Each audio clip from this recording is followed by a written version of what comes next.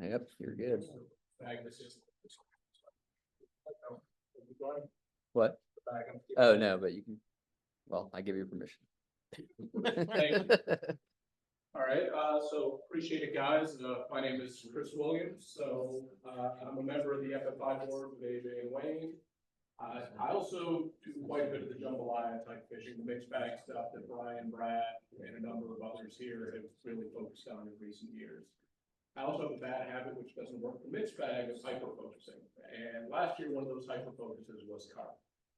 This is something I started doing a few years prior after kind of learning that Tim Borski spent so much time doing it. Tim and I know each other through some other activities. We used to do a lot of wildlife photography in Central America at the same time, knew a lot of the same people.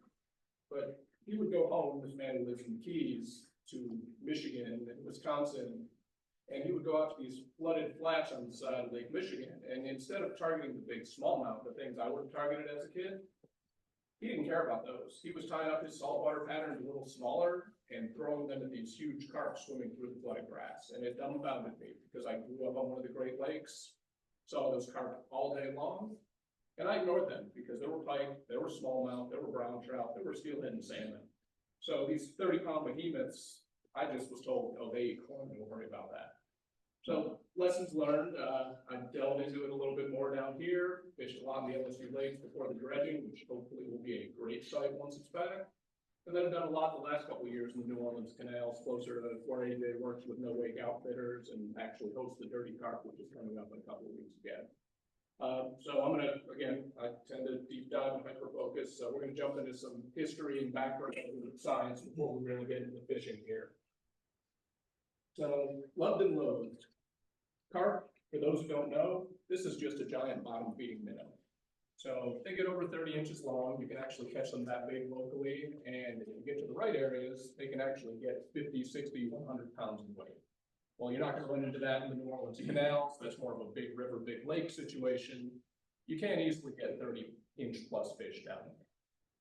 So they're native to Asia, but were introduced to Europe about 500 years ago. And this is all simply because they were, for the longest time, considered a really good food fish. So they grow big, they grow fast, nice white-fleshed fish. Over 4,000 years in Asia, 500 plus in Europe. And actually, I found one thing that suggested the oldest carp farming in China was 8,000 years ago, based off scales they found in a rice paddy somewhere. Beyond quick growing, they're really tolerant to a wide range of conditions. Carp will feed from below 40 degrees Fahrenheit to almost 100 degrees Fahrenheit. You can find them in lakes, rivers, ditches, doesn't matter. They're tolerant to pretty much everything, including crowding, which anybody with a biology aquaculture background understands that crowding is probably the biggest challenge to growing anything that lives in water, be it fish, shrimp, or you name it. So because of that, they've been huge in Europe forever. And mid-1800s, as more Europeans came to the US, they also came to this side of the world. And a number of people really advocated for them. So the quote here really is from a gentleman in California who started one of the first fish farms. Effectively, he argued that every county should have a carp aquaculture facility because he said they were an easily attainable and sumptuous fish that everyone could then purchase, raise themselves, and grow up to be fat year-round. Like, people loved it. That was it. Unfortunately, they pushed a lot, got the government involved, did set up these facilities. And because of that whole tolerance issue we mentioned above, they spread everywhere. So within about 50 years, carp were in every major waterway in most of the US. And as time passed, conditions changed, views changed. They weren't table fare anymore. We switched to things like catfish, more of the saltwater species were being harvested, and instead carp were kind of associated as these nasty bottom feeders, really poor water quality indicators. New Orleans canals, you know, say more. And had a negative impact on sports fish. In reality, it was a causation correlation issue. It wasn't that the carp were destroying these waters and making them worse for these fish. It was industry was destroying these waters. Again, we're only about 50 years removed from Rust Belt rivers catching fire. So maybe we might have done some of the trouble, and the carp were simply the one thing that could survive when the other game fish died off. In fact, there was a study in the 90s. Some scientists submitted or exposed carp to 1,600 different chemicals. Only 130 of those chemicals were able to kill a carp. So they are fairly indestructible, hence the reason they're found everywhere, including the New Orleans canals. In the end, they were just viewed as a trash fish, and this was the view of all fishermen for a long time, and especially fly fishermen. You did not want to be a carp fisherman. It was looked down upon. Late 90s, though, a book came out called Carp on the Fly. This was three gentlemen, Barry Reynolds, Brad Beefus, and John Berryman, who all fished carp on in Colorado. As far as I'm concerned, this is probably the best single species fly fishing book that's been written. I tell everybody they should read it. The level of detail is just above and beyond anything else I've ever read. But they advocated for this as this amazing game fish that was overlooked, this challenge, and they even had a foreword written by Dave Whitlock, who shortly after actually stepped forward and wrote a piece for Fly Fisherman magazine called Stalking the Golden Ghost. Effectively, what Whitlock did in this is acknowledge I am a 50-year closet carp fly fisherman. I accidentally began catching them in the 50s in Oklahoma. I have loved them ever since, but I was afraid to say it publicly because it might affect my standing in the fly fishing. And so Whitlock, came out, he wrote this article, talked about how amazing these fish were, and this was his argument. Carp are more like elite saltwater class fish, bonefish, permit, redfish, or Cubera snapper. They are faster than trout, stronger than permit, and have more staying power than a smallmouth bass. As far as he was concerned, this was the last great freshwater frontier that North America had for fishing. So he became a huge advocate for this, along with the gentleman who wrote this book. And again, guys like Morsky who were doing it, and Morsky just doesn't care about anyone's opinion of him. He was going to do it regardless, and it just started to spread. So why carp? Again, they're big. This is one out of the New Orleans canals that went 30.5 inches last spring that I caught at one point. They're strong. They will put on a fight similar to a redfish if you get a hold of them. Not quite as fast as a bonefish, which I know they get compared to a little bit. That's more about how hesitant they are to take a fly. But they will put a bend in a 6-weight and 8-weight, even a heavier rod if you get into a big one. They'll snap an 8-weight. They will snap an 8-weight, that is correct. They're adaptable, as we talked about. They're found literally everywhere. So LSU lakes, once they're done dredging, great spot for them. Canals in New Orleans. Honestly, any bayou around here, you can probably find them. Any of the lakes in North Louisiana, they're there. You just gotta look for them, spend the time. That's a different type of carp. We're talking comets. And honestly, they're challenging. I will simply say this. I've caught 100+ species on the fly. If you just want to catch a fish, go target trout, go target bass, go target redfish. If you want to scream and be frustrated and hate your life, go chase carp. No two react the same. And from a physiological standpoint, there's reasons for that. Their sensory is kind of weird and amazing. So this is the last little bit I wanted to talk about before we got into the actual carp fishing. So vision. All right, so we know when you're casting a fish, you got to get into the strike zone. That little triangle there, that's your strike zone with the carp. They have a tiny range of binocular vision. That's the only spot they can truly focus and tell the depth and be able to tell what's going on. So if you don't put it in that window, your odds of catching that fish go much lower. At the same time, they've got massively wide ranges of monocular vision. So this means they may not see detail or be able to tell depth of field very well, but they can see shadows and they can see movement. So think T-Rex in the original Jurassic Park. If you move, it can see you. That's effectively how fishing for carp is, unless you can manage to get back here in that blind spot, which they're always turning different directions. Doesn't happen very often. All right, hearing. It gets wilder, believe me, as we go through these. So hearing, simple enough. They got an inner ear. That's those higher frequencies, similar to what we can hear. If you can hear it, the carp can hear it. So no loud turtle boxes while you're carp fishing. I know people love them, but I hate the damn things.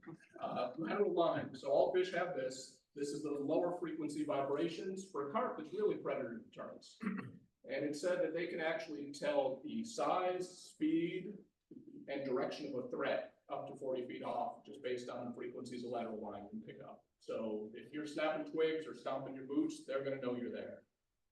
This is the part where it gets really weird with carp, and this is carp specific.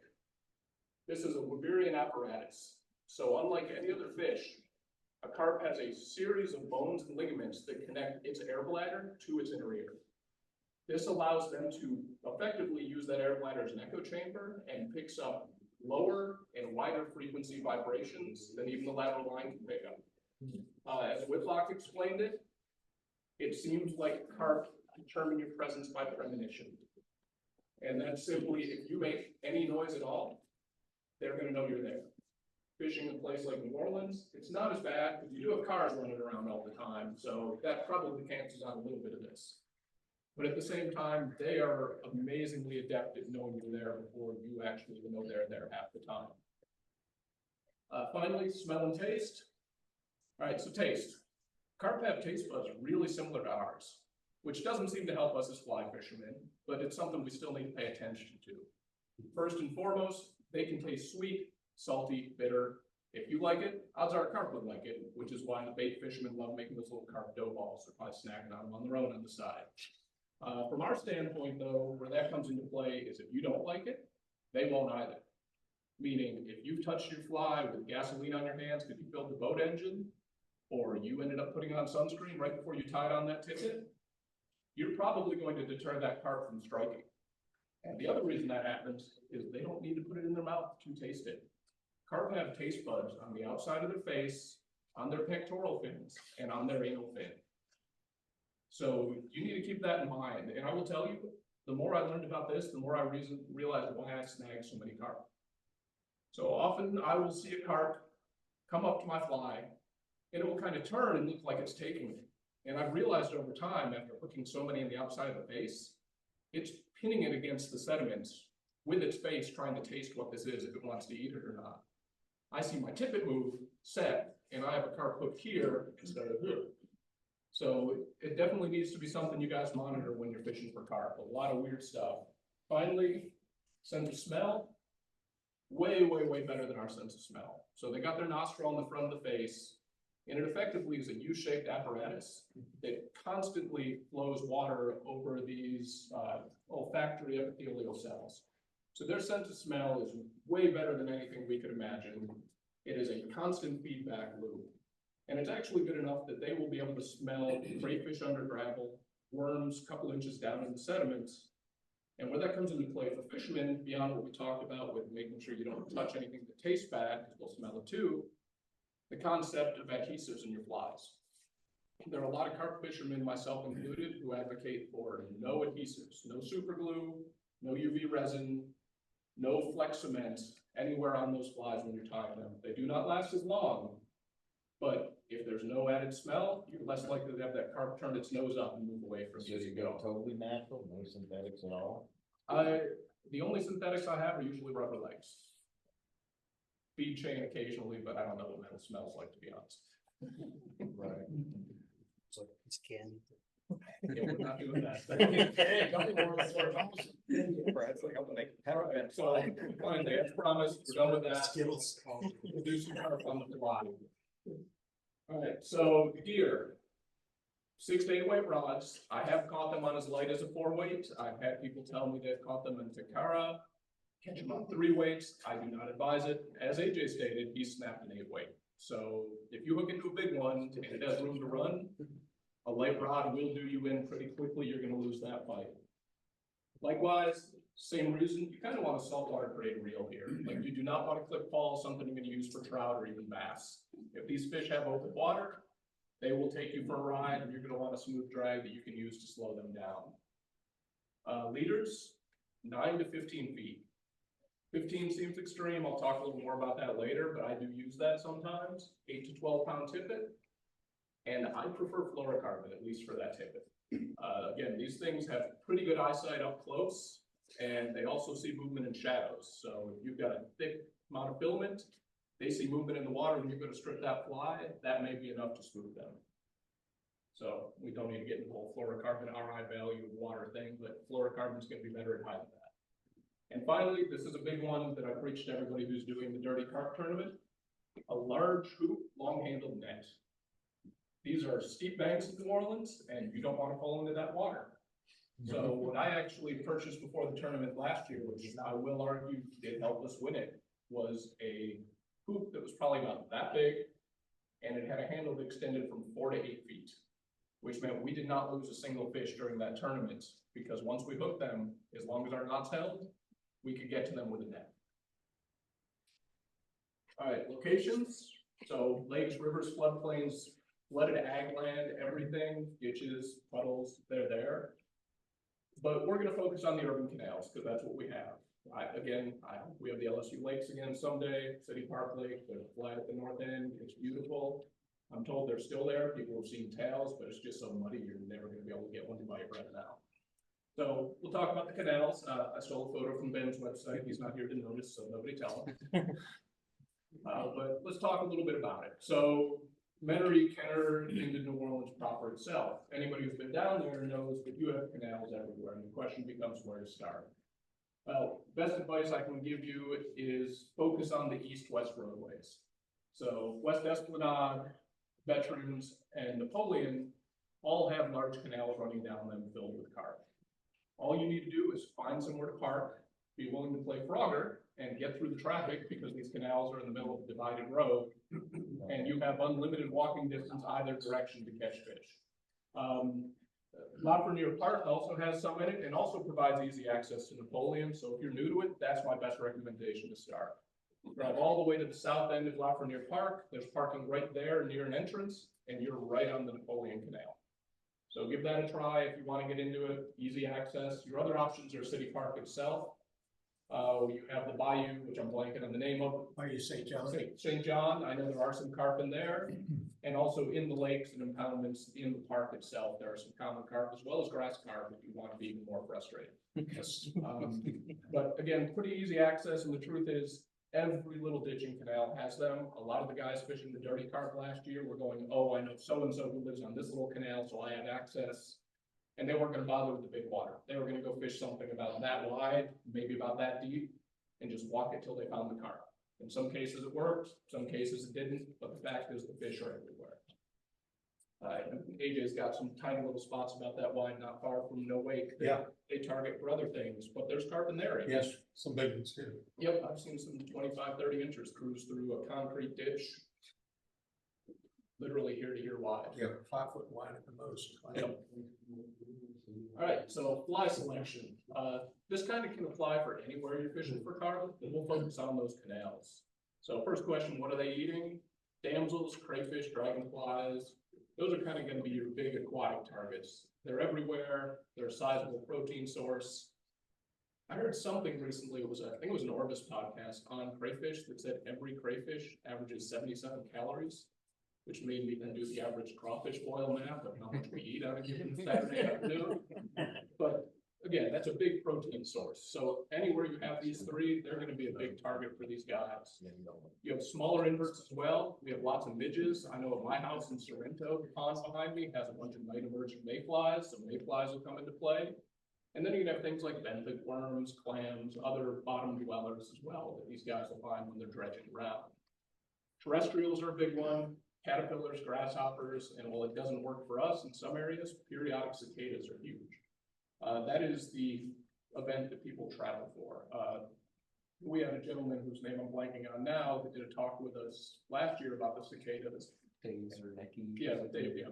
And so yes, Dave actually travels around when these periodic catches happen just to fish for carp.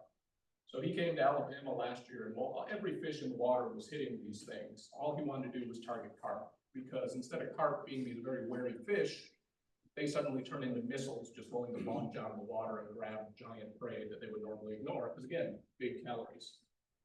And then finally, because we're in urban settings, you have fruiting plants, you have seeding plants, and then you have the old ladies feeding the ducks. So you have things like cottonwood seeds and mulberries. You got a question? Well, I got a Comment? back when I lived in Houston in about 2000, there was a guy who fished the canals in Houston for carp. His fly was a coffee bean and he got I've heard of that as well, yeah. So yeah, seeds of any type like that will work. Corn flies, I'll show a picture later. It's the one place I do use super glue, is it's just a pinched over piece of yellow foam on a hook with an end tied on it.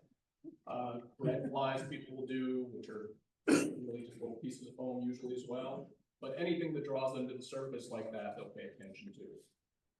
The mulberries actually in certain parts of the country are very big.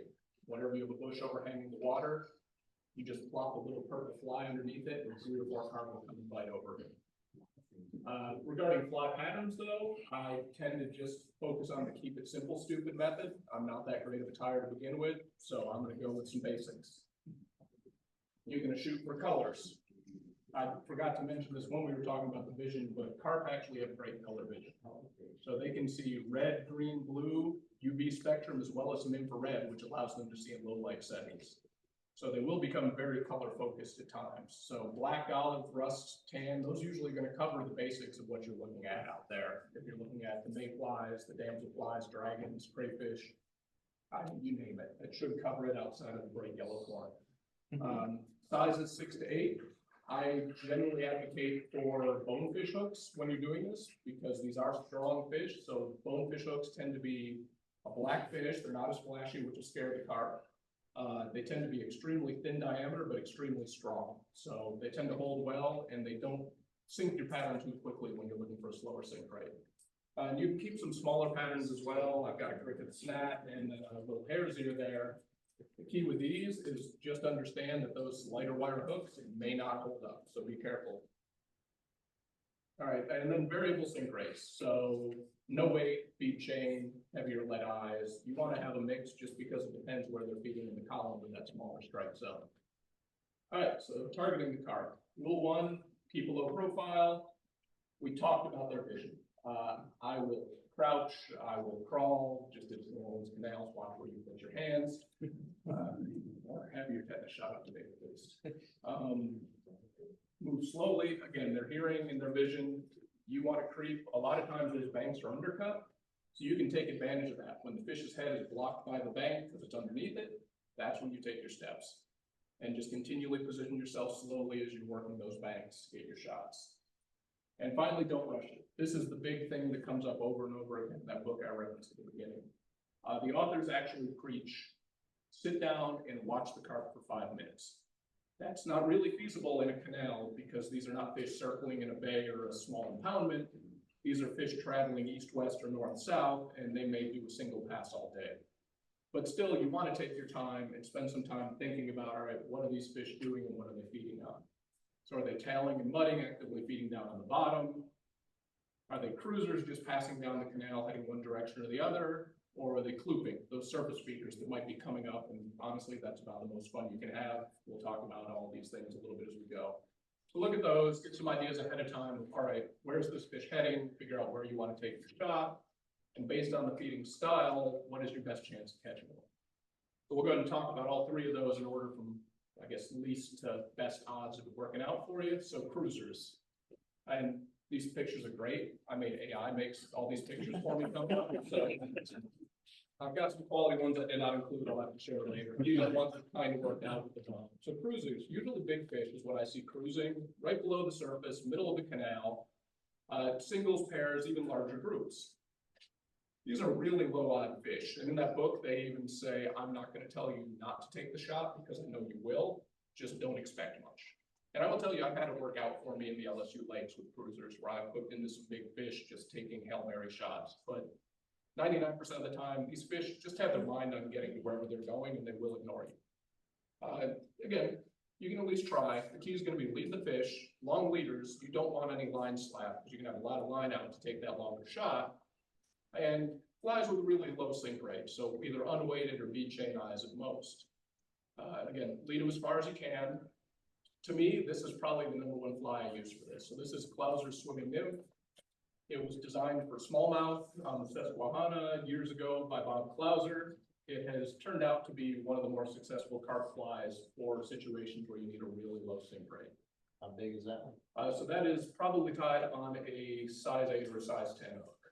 Okay. So these are smaller flies. There's a little bit of maybe lead-free wire wrapped underneath the frame of it to give it a little bit of sink.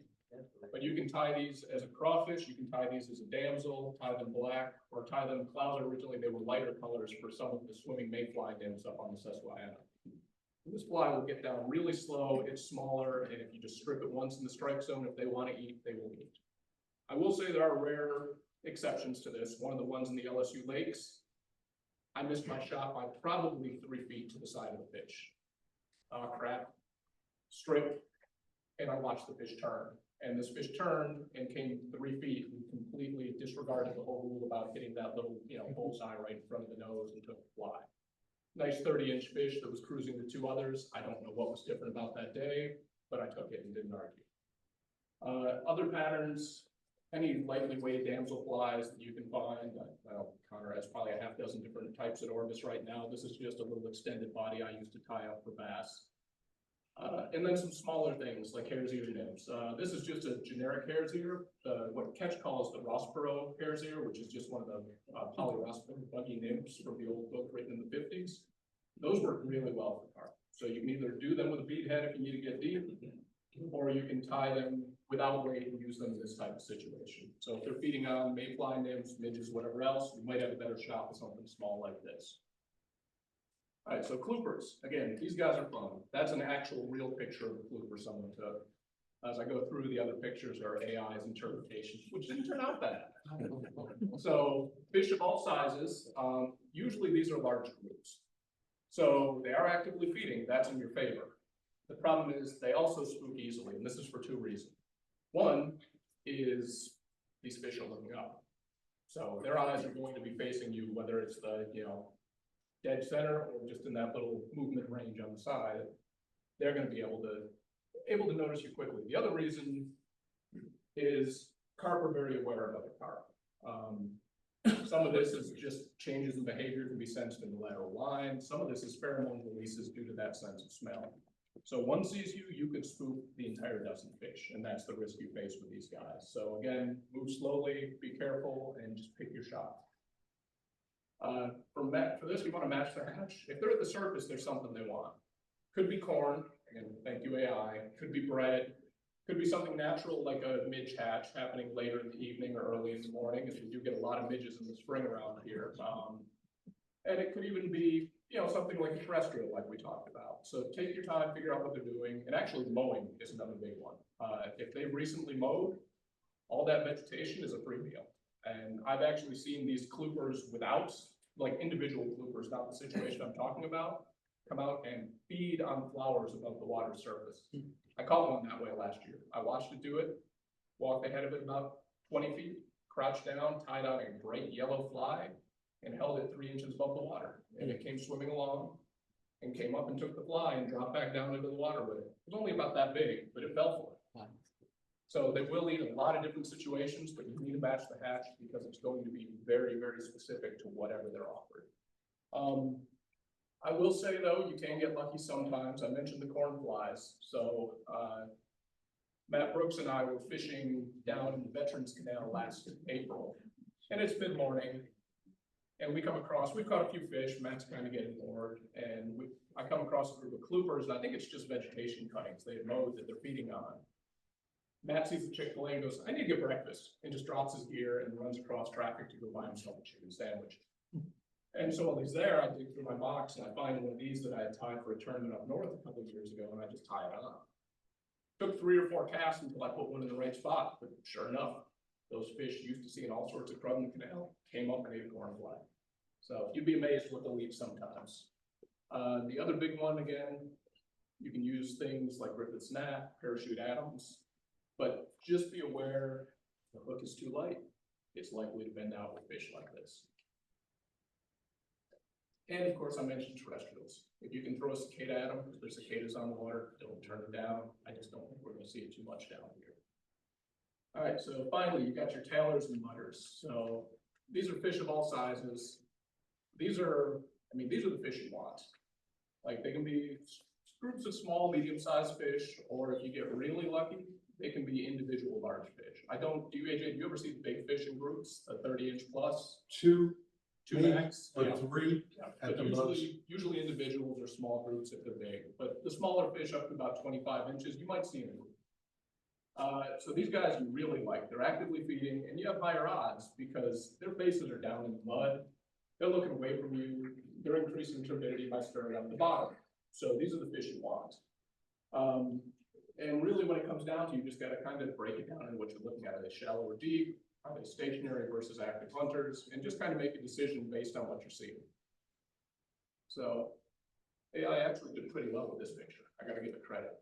I wanted a carp feeding on the bank. I'll show you the other carp feeding on the bank shot at the end. So shallow active hunters, these are my favorite fish. So those fish may be within 5-6 feet of the bank. They're up and down, head in the mud, poking around under the bank, which allows you that chance to make a couple of steps, adjust for that next cast without them noticing you. They tend to be easy to target. They can be spooked, but again, if you time it right, you can move when they're looking the other way, when they're looking down, when their head is blocked from your view. So there's ways to get around that. And you want to think about what's in that zone. They're digging in that mud and that brush on the edge. So you can have some damsels and dragonfly nymphs. You might have crayfish. You might have benthic worms and clams. You might have some smaller inverts. So my favorite for that is what's called a carp bitter, a play on the bonefish bitter, just a buggier pattern, but the same general concept.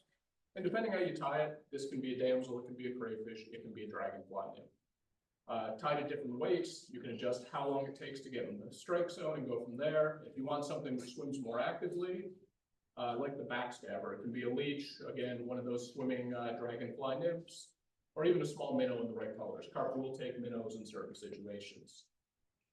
And then finally, you got the benthic things, the things you're looking for, worms, clams, etc., and really mop flies, Montana carp hybrid, which effectively is a soft hackle with a piece of rich chenille coming off the back of it. Flies like that will come into play.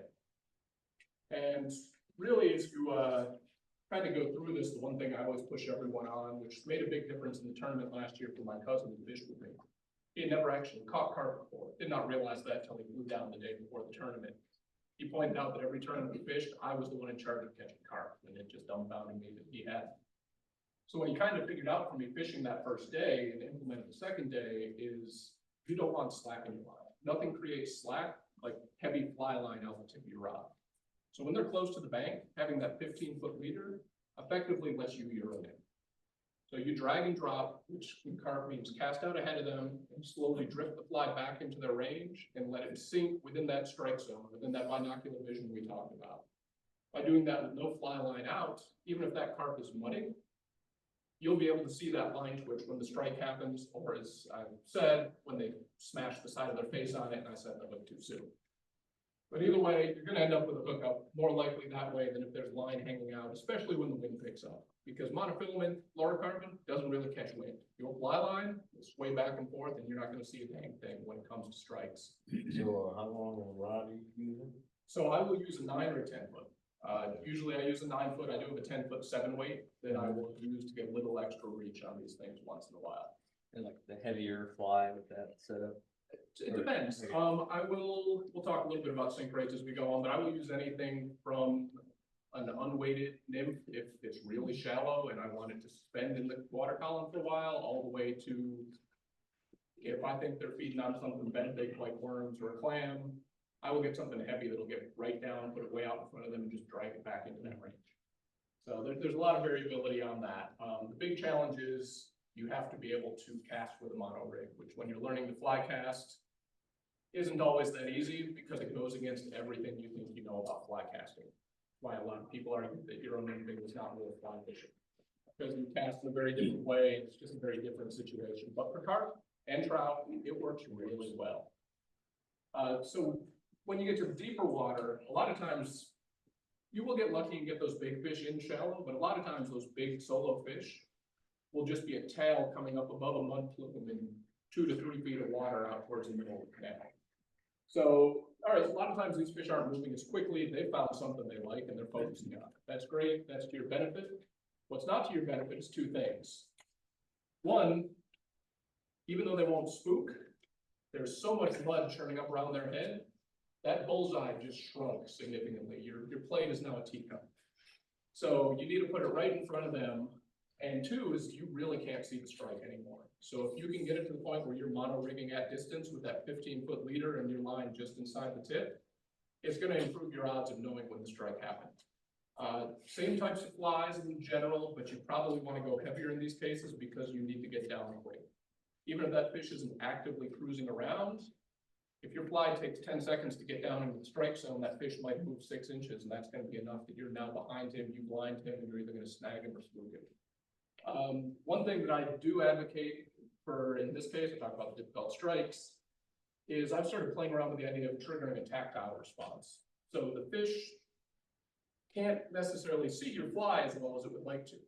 And if you're using one of these flies that has a mushy chenille or marabou tail on it, when the fish brushes up against it, it just pushes it out of the way.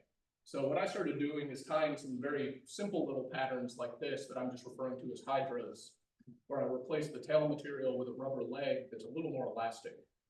So when this grazes against the fish, where the marabou is just going to brush out of the way, this is going to bend and then trigger back. And what's worked for me, and my wife actually even caught fish on this fly when I was teaching her how to do this, is they react to that movement. They think it's something trying to get away from them. Mouth open, sucks it in, and you get a hook set. It looks hideous. It is not an impressive fly by any stretch of the imagination, but I have caught significant numbers of carp on it last spring after I started playing around with the concept. So keep that in mind. It doesn't necessarily need to be this method of tying, but something with a slightly stiffer, more reactive material that the fish may think is something fleeing from it. It can't see it, so it's going to react.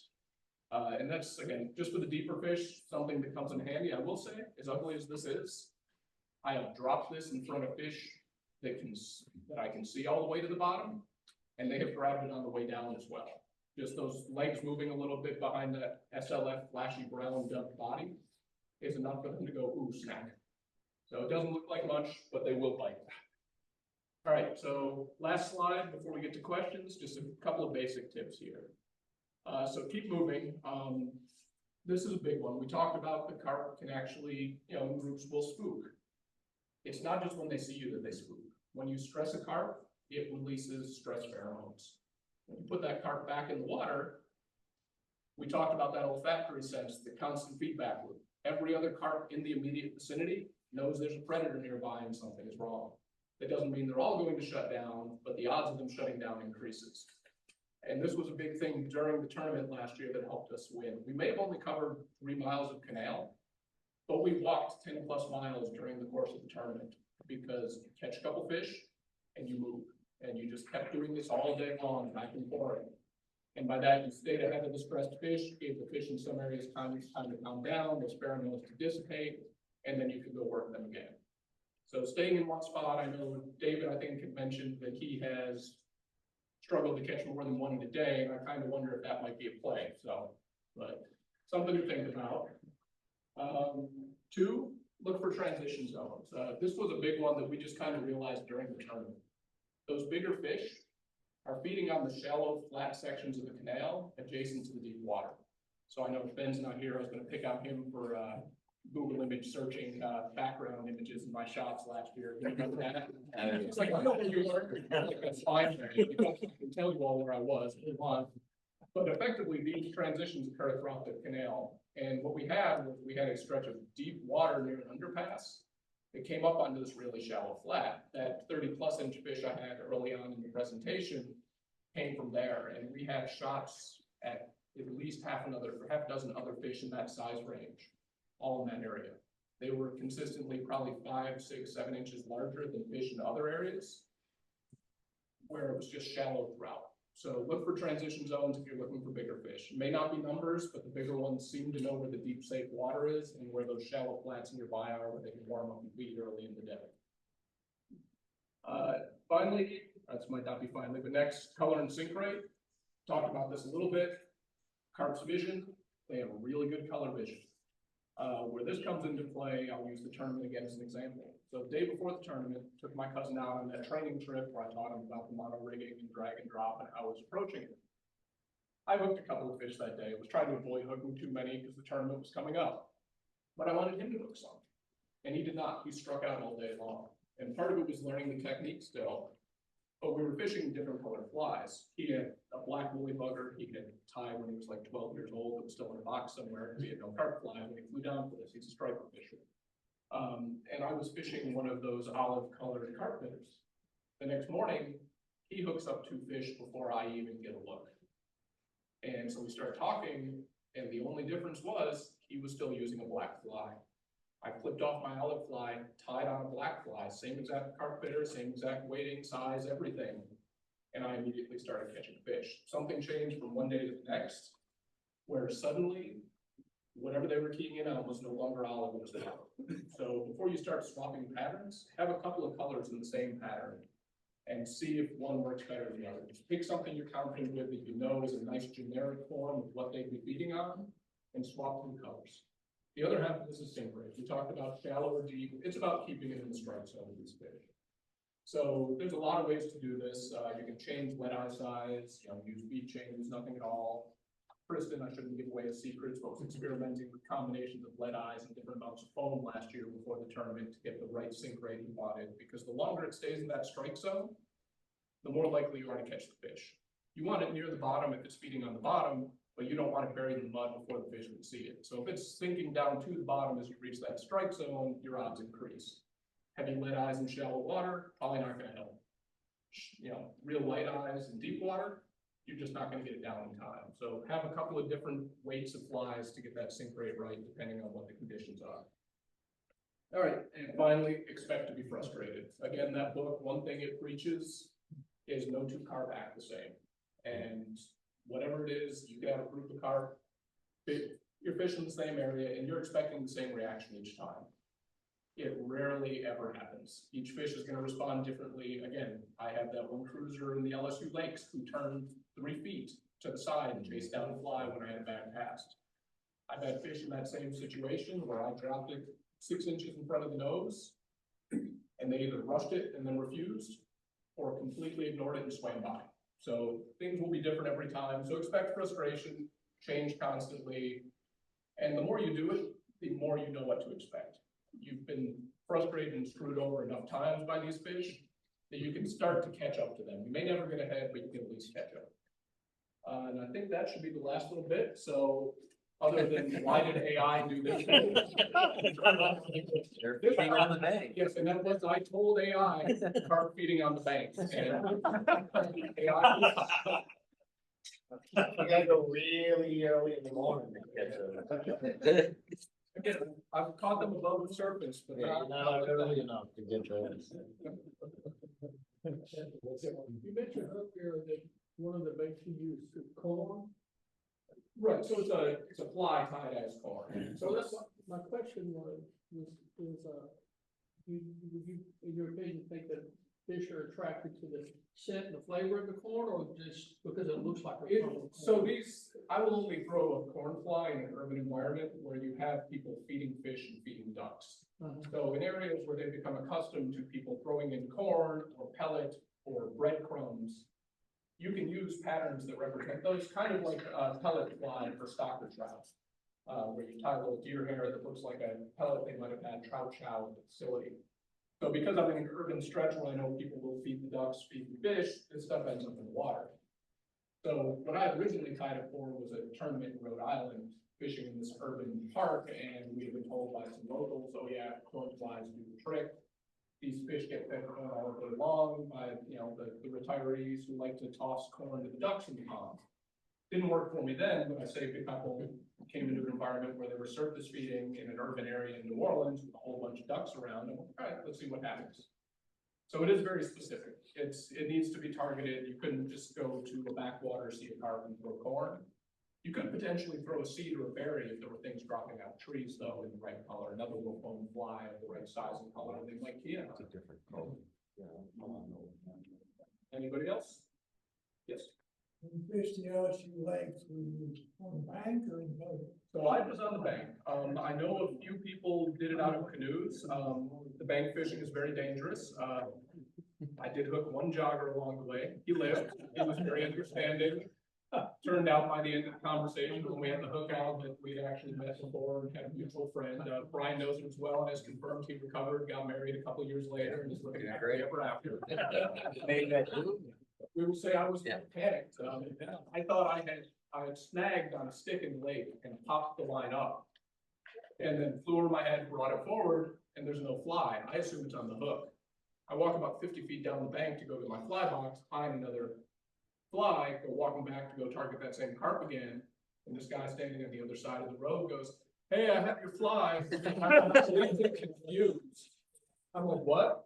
And he goes, "It's in my leg." Yeah. So thankfully, again, another benefit to those bonefish hooks, they have microbarbs. So we were able to actually, without doing any damage, get the hook out on site. I told him, let me know what the hospital bill was ever, nope, nothing, he just went home, put Neosporin on it, it was fine. I had some mutual friends check in on it, and I think his mother was more upset than he was. When she had to come pick him up, he couldn't finish his job. One time I saw a master angler catch one on an articulated fly. I believe that was in the back, wasn't it? Don't think they have taste buds on that, Ben, Brian. I don't know. Just gotta get looked upside down real quick. What about a moor? What's that? White and moor, Sorry, again, white and moor? oh, wait, so I have caught grass carp on twice in my life. Once as a teenager on a woolly worm. It was stocked in my father's farm pond at the home I grew up in. I was fishing for bass and hooked into something way bigger on my 5-weight. I was excited, the neighbors were excited, he was less so when he found out it happened, because that was not a cheap fish to purchase. But I have caught one in the LSU lakes before all the work as well, and it is a similar situation where we talk about the dinner plate. If you can get a fly to land within about a 12-inch diameter of their head, there's about a 50-50 shot it'll take it, but you have to do so without any line slap to spook them. There are other times though, especially if, say, they've just mowed the grass or people are feeding other fish or ducks, where they get very aggressive. Brian caught one on a popper a couple years ago, while fishing for bass and sunfish.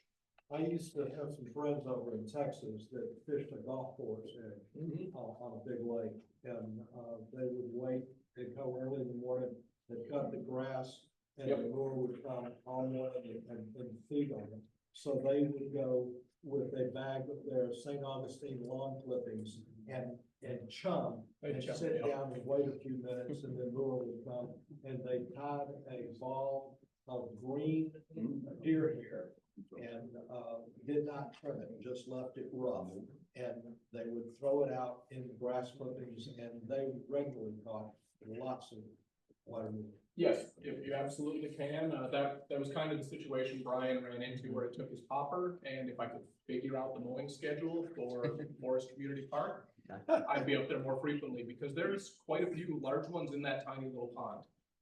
So if you're looking to practice with those, check that out. Maybe he needs a bag of St. Augustine. Yeah, we get some. When I lived there, some guy was chilling the ponds with dogs. Yeah, that sounds about right. They do have a lot of I never saw it.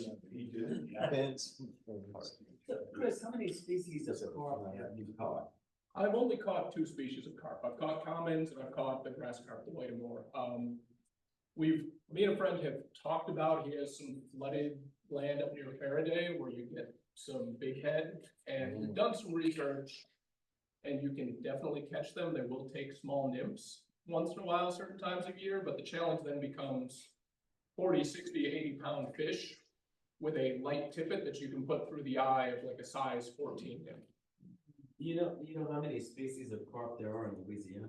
Oh gosh, we've got what, big head, silver, black, common, the white Amur, and I'm not sure if I'm missing any others. I think they've got mirror too. Mirrors are common, so they were selectively bred by monks. Those and leather carp to limit the number of scales, because their one complaint was they were hard to cut through. So if you eliminated the scales, they were a much better eating fish and you didn't dull your diet. But I'd say silver carp are really delicious. They're jumping on. Oh, the silver? I would try them. They are delicious. And they just jump in your boat. That helps as well. Anyone else? Yeah, I'd say speaking of the surface gators, I had caught one this past year. There was a group of them and they were eating the slime on top of the water. Yep. So they were eating the slime, and then I actually threw it and it landed on top of the slime. Yep. And I actually caught one like that. They will slurp all sorts of things off the surface, so you just gotta kind of figure out what they're eating and put it in the So I guess structure. they're eating insects in there maybe, or I think They're omnivores, so they just like itself. Cast and such a way.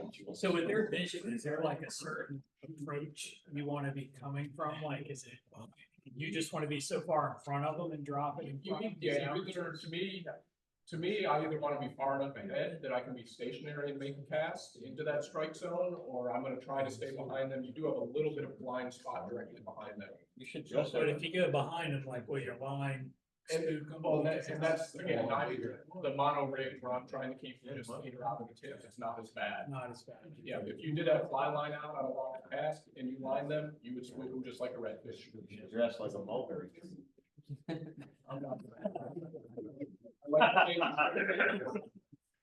I'm waiting for the mulberry concord special. Mulberry guinea soup. In the tournament, is there any particular measurement stick you have to use?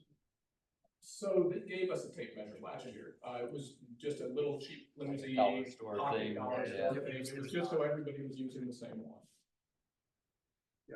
They did say I no, think that's no probably chumming, gonna no be good. good. Yeah, there is a no chumming rule for the tournament, and anyone's doing it. Yeah.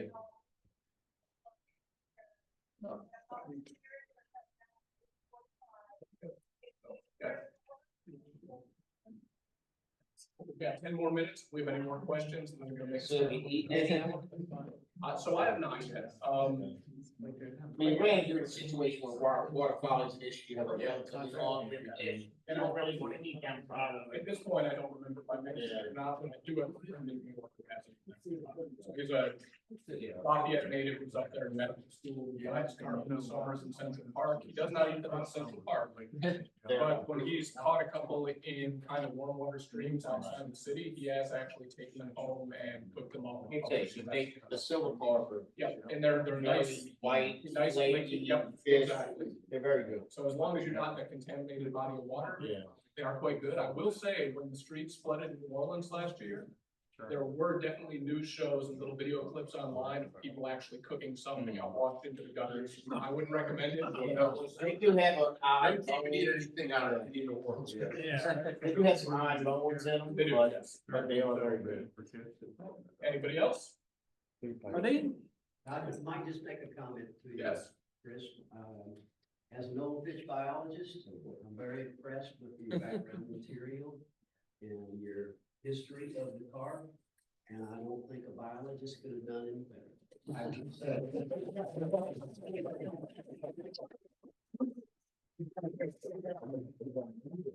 I am a marine biologist. The way you pronounce epithelial cells, I was impressed. Water fish. All right, anything else? No. All right, awesome, guys. I appreciate you listening, and yeah, hopefully some of you are fishing the tournament and can get into some of this, or if not, feel free to reach out and ask questions. Just real quick, how does the tournament work? So the tournament is a small field tournament. I'm not fishing it this year.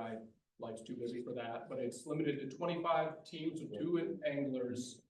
And it is yeah, it sold out immediately. Yeah, Yeah. sold out quick. But it is about 8 hours on the water, 7 hours of fishing, and it's a total length, 3 largest fish per team.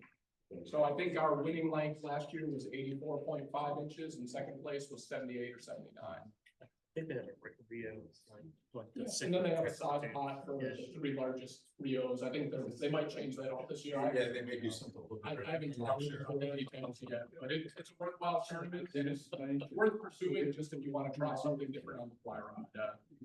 I think I actually have like a 4-hour window tomorrow morning, not enough time to get to the coast, so I actually probably will go do some of that, just to break in some rods that I haven't used in a while. All right, well, I appreciate it, guys, and, Thank you.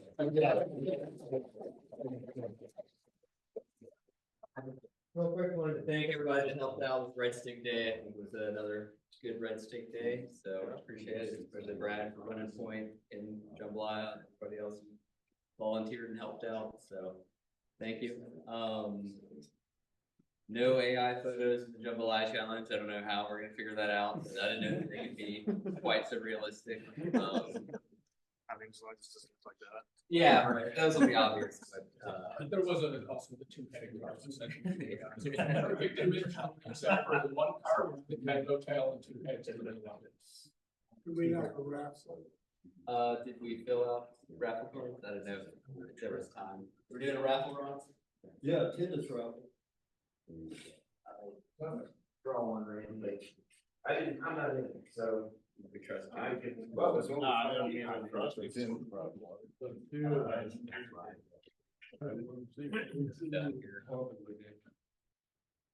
And then one other thing, Rob was saying, talk to AJ when you can, we're talking about maybe doing clean up. Okay. We had Maybe one of those, David Neese. you got something. Learn how to handle the meters. Yeah, we can do that one of those times. So we're doing Carp this month, and I don't think we have anything for April. Just saying, It'd be- I've done it. Yeah, we- Anything else we need to mention before we? Just remind me. We'll talk about it, beginning of next month. Might just add one thing, Yeah. something unique was happening at this particular Red State Day. Of course, I've seen something before. I'd like to sing about, there's a guy out here, we had two teenagers learning fly fishing. Yeah. This guy sat down with him for at least an hour and went over how to tie fly and talked to him about other issues. So Kyle made the point of why we have these. Exactly. There was one other teenager there too. So I hope we can keep that up and do that.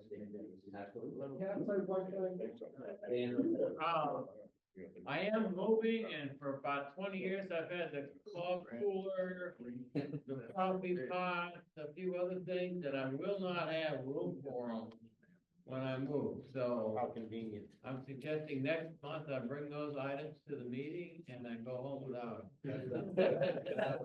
Thank you. I just want to say, and I'm not, for years, Mike Jackson and I, all the 3 years, and let's say quietly, tried to, there's a teenager there, we give them. Just, and it shouldn't matter, but we give them lots for time tables and pricing and all that other stuff.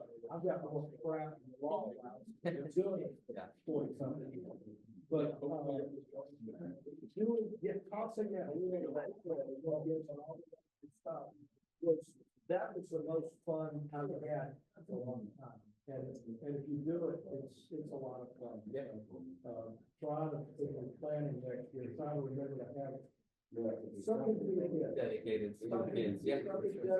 items or tickets or something for the kids, so they all want to learn something. Yep. And you've got a better chance against their dads. Yes. A new member, Ashley. Welcome. Yes, sorry, we're a little confused in time. Nice to meet you. And, if you can join us for events in the future. I'll actually make a All right, push to adjourn. Thanks, everyone.